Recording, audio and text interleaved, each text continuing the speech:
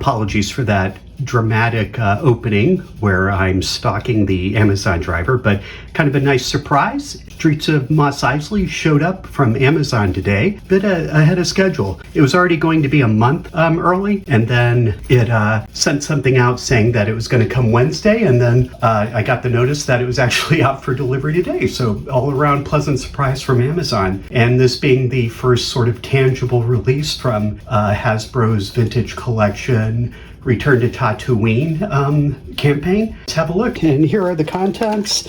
Got the couple little features, a pillar, that sort of robotic eye that we first saw in the Return of the Jedi, and then some sort of canister, I guess.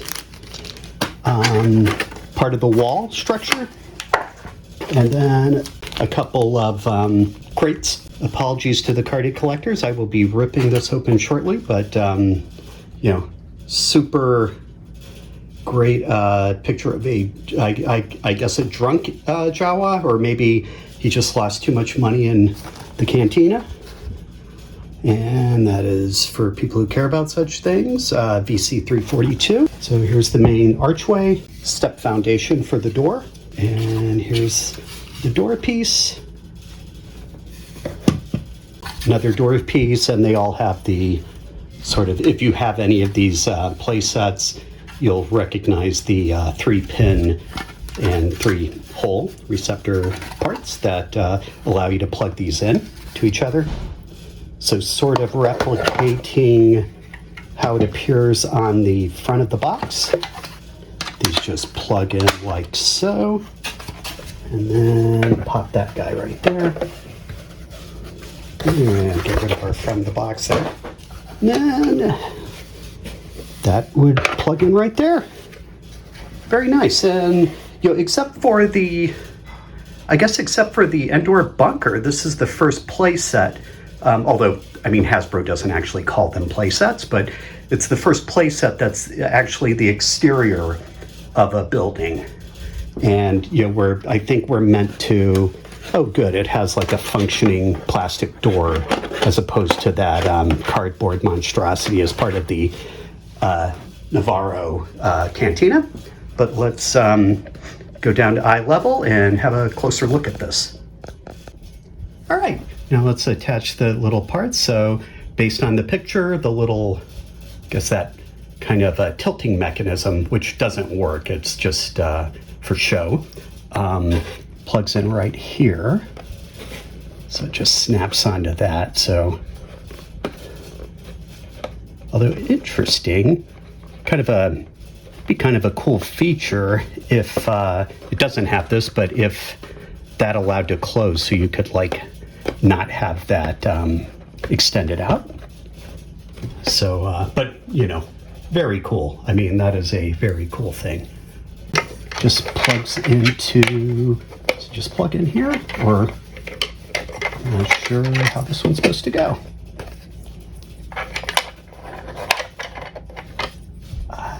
Yeah, I'm not sure how that one's supposed to plug in. Okay, I guess it's just meant to stand there, I guess. That's interesting. I kind of thought maybe it would, no, it doesn't actually. Thought maybe it could plug into those caps on the end, but it does not. So, yeah, I mean, I guess you can put that there. I guess you just kind of float it around wherever you want it. And I guess you could use sticky tack to get it open if you want it. There's some of the ephemerals things. And the cool thing is they all have lids, so you could actually use them as, whoops, knock that over. So you could actually, use those as functional items. So there's those. Then what I was going to do is just have a look at it in different configurations. So, so when the Cantina comes out, it's meant to sort of plug in over here. But in looking at the pictures of the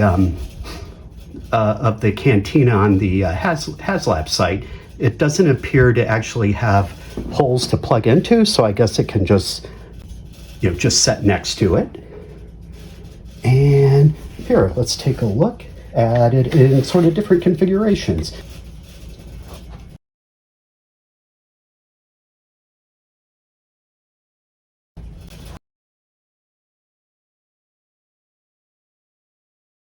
Yeah, and that's just a couple of the configurations. So let's go ahead and break open the Jawa.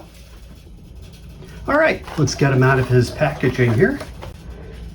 All right, so there's the Jawa. Oh, kind of dark there. Let's see if we can get this. So I would say, so he's got a hood on top. It's just a plastic hood. And soft goods, a complete soft goods robe. And then he's got like, that's kind of nice. The hood has like a little tie, oops, sorry. The hood has a little tied effect back there. Holster for his pistol. And then he also comes with 2 different rifles, or blaster rifles, I guess. And then this one. So in comparing the two, so this is the one that, probably the one closest to it, is the one from the Obi-Wan Kenobi 3-figure set that was an Amazon exclusive, which you can actually buy that now for less than $10 a figure to get Obi-Wan, that trooper, and then the Jawa. But, you know, kind of, yeah, and actually, you know, you can see the fabric is different. But they're pretty close. This one has the additional sort of bandolier here for his holster.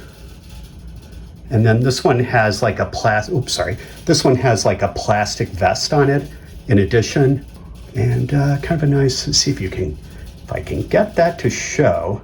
So I think mine, that left eye is a little sketchy on the paint there. I don't know if maybe that's an attempt to reflect the sort of half eye open look on the figure itself.